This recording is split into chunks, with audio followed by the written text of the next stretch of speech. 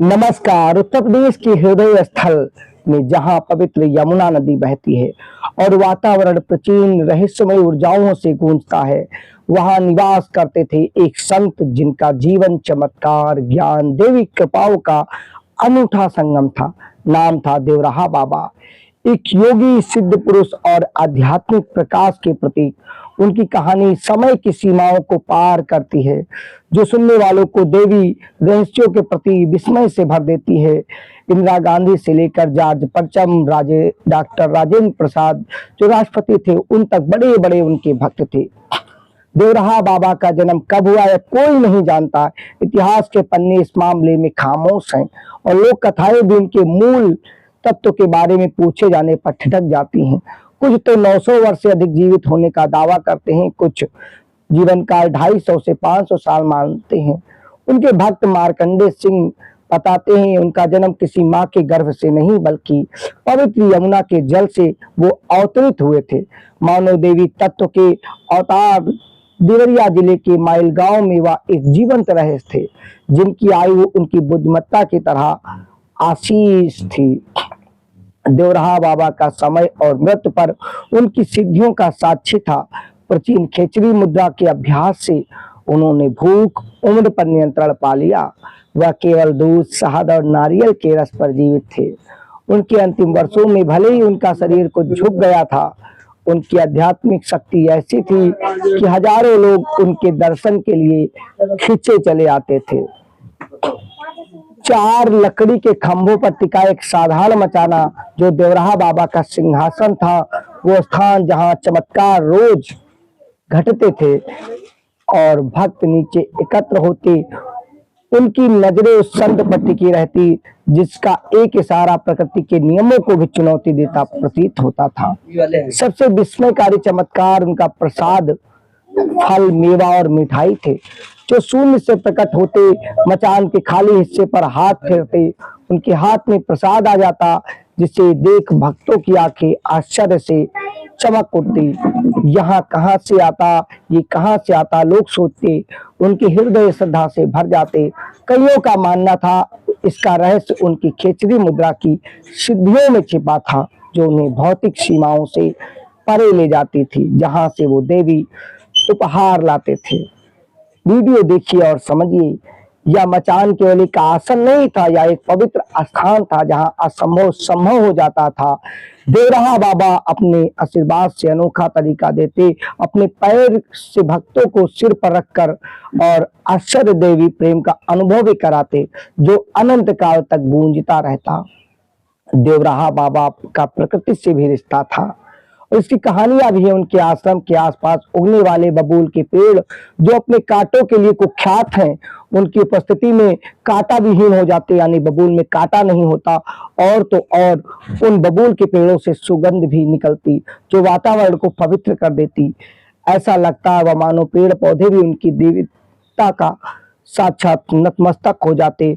और ये चमत्कार सभी जानते हैं। वह जानवरों की भाषा समझते, सबसे क्रूर जंगली पशुओं को एक नजर में वश में कर लेते। भक्त बताते हैं जंगली जीव निडर होकर उनके पास आते, उनकी शांति उपस्थिति से शांत हो जाते। यमुना भी उनकी महिमा का सम्मान करती। कथाएं कि वह जल पर चलते थे और 30 मिनट तक बिना सांस लिए यमुना की जल में रहते थे। उनकी योगिक शक्तियों का ही प्रमाण हो सकता है। प्रकृति के प्रति उनका प्रेम एक दृढ़ संरक्षक भाव से प्रकट होता। सन 1987 में जब वृंदावन में उनके आश्रम में तत्कालीन प्रधानमंत्री राजीव गांधी दर्शन की तैयारियों में थे, सुरक्षा कारणों से एक बबूल के पेड़ की टहनी काटने का निर्णय लिया, तो देवराहा बाबा ने दृढ़ता से इसका विरोध किया और कहा, ये पेड़ मेरा पुराना साथी है। उन्होंने कहा, दिन रात मुझसे यह बतियाता है, इससे कोई नुकसान नहीं होगा। जब अधिकारियों ने दिल्ली से आए आदेश का हवाला दिया तो बाबा ने शांतिपूर्ण कहा, कार्यक्रम रद्द हो जाएगा। आधा घंटा में सभी आश्चर्य थे कि 2 घंटे बाद ही प्रधानमंत्री कार्यालय से संदेश आया कि दौरा राजीव गांधी का स्थगित हो गया है। पेड़ अछूता रहा। बाबा की दैवी शक्ति का ये भी चमत्कार था, पेड़ की एक डाल नहीं कटी। फिर राजीव गांधी आके दर्शन भी करते हैं। देवराहा बाबा का आश्रम न केवल साधारण लोगों के लिए बल्कि एक भारत के गणमान्य व्यक्तियों के लिए भी तीर्थ स्थल रहा है। भारत के प्रथम राष्ट्रपति डॉक्टर राजेंद्र प्रसाद बचपन में बाबा से मुलाकात की थी, जब बाबा ने भविष्यवाणी की थी यह बालक राजा बनेगा। दशकों बाद राष्ट्रपति के रूप में डॉक्टर राजेंद्र प्रसाद ने 1954 में प्रयाग कुंभ में बाबा का सम्मान किया और अपनी कृतज्ञता व्यक्त की। जवाहरलाल नेहरू, लाल बहादुर शास्त्री और इंदिरा गांधी जैसे नेता उनकी आध्यात्मिक शक्ति से आकर्षित होकर उनके आशीर्वाद के लिए दर पर आ गए और लाइन में लगे। एक मर्मिक कथा इंदिरा गांधी से जुड़ी। आपातकाल के बाद हुए चुनाव हारने के बाद वह बाबा के पास सांत्वना की तलाश में गई। बाबा ने अपने विशिष्ट अंदाज में उन्हें अपने पैर से आशीर्वाद दिया और कुछ लोगों का मानना है कांग्रेस के प्रतीक चिन्ह हाथ का पंजा को प्रेरित किया। 1980 में इंदिरा के नेतृत्व में कांग्रेस ने प्रचंड जीत हासिल की और वह पुनः प्रधानमंत्री बनी।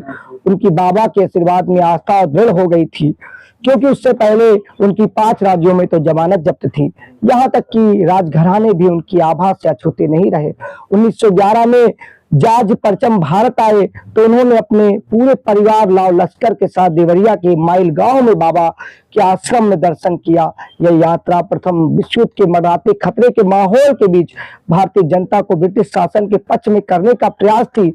उनके भाई प्रिंस फिलिप ने उन्हें सलाह दी कम से कम देवराहा बाबा से जरूर मिलना। उसके बाद ब्रिटेन के राजा आए। देवराहा बाबा अष्टांग योग के सिद्ध हस्ती थे, जिन्हें महर्षि पतंजलि की शिक्षा से पूर्ण पारंगत प्राप्त था। वह छठ योग, हठ योग की 10 मुद्राओं सिखाते, लेकिन केवल सुपुत्रों को ध्यान, प्राणायाम, नाटक, समाधि, गहन व्याख्या, विज्ञान और चकित कर देते। शिष्य सम्मेलन में उनकी उपस्थिति सबको प्रखर बुद्धिमत्ता और योग विद्या से मंत्र मुग्ध कर देती थी। वह भक्तों के मन की बात बिना बताए जान लेते। उनकी स्मृति इतनी प्रखर थी कि दशकों बाद भी वह किसी व्यक्ति को पहचान लेते और उनके पूर्वजों का नाम और इतिहास बता देते। मानो कोई जीवन कंप्यूटर। उनकी कड़क आवाज, खुलकर हंसना और दिल खोलकर बात करना आदत सी थी।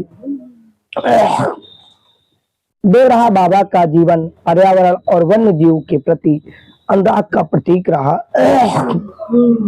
वह वृक्षों और वनस्पतियों को जीवंत आत्माओं की तरह मानते। उनके आश्रम में बबूल के पेड़ न केवल कांटा विहीन यानी बिना कांटा के थे, बल्कि सुगंध भी देते या जन कल्याण के लिए समर्पित थे। उनकी शिक्षाएं मानवता और ज्ञान की तप की थी। अब हम उनके अंतिम समय की बात करें तो 11 जून 1990 को बाबा ने अचानक दर्शन देना बंद कर दिया। वातावरण में एक अजीब सी बेचैनी थी। यमुना की लहरें बेकरार थी और मौसम का मिजाज बदल चुका था। बाबा अपनी मचान पर निबद्ध सिंहासन में बैठे रहे। डॉक्टरों ने देखा कि उनके शरीर का तापमान थर्मामीटर की सीमाओं को पार कर गया है। 19 जून मंगलवार को योगिनी एकादशी के दिन आकाश में काले बादल छा गए। तेज आंधियां और तूफान के बीच यमुना की लहरें बाबा की मचान तक पहुंचने लगी और उसी बीच शाम 4 बजे बाबा का शरीर बेजान हो गया, या कहीं बाबा ने अंतिम समाधि ले ली। देवराहा बाबा का जीवन दैवी गाथा है। चमत्कार भरे पड़े हैं। योग और मानवता की कहानी बताती है। उनकी स्मृति आज भी लाखों दिलों में है। आप भी कमेंट करके बताइएगा। जीवित है जो उनके आशीर्वाद को हर मर्ज की दवा मानते हैं। भारतवर्ष के इस महान संत को कोटि कोटि प्रणाम। ये कहानी, लोक कथा जमीनी स्तर पर लोगों की जानकारी और तमाम चीजों से प्रेरित है, और बहुत से तथ्य हैं जो कहानी को लोक कथा से अलग जीवन से जोड़ते हैं। और चमत्कार आज भी जाकर देवरिया के माइल गांव में आप महसूस कर सकते हैं। ये गांव यूपी और बिहार के बॉर्डर क्षेत्र में है।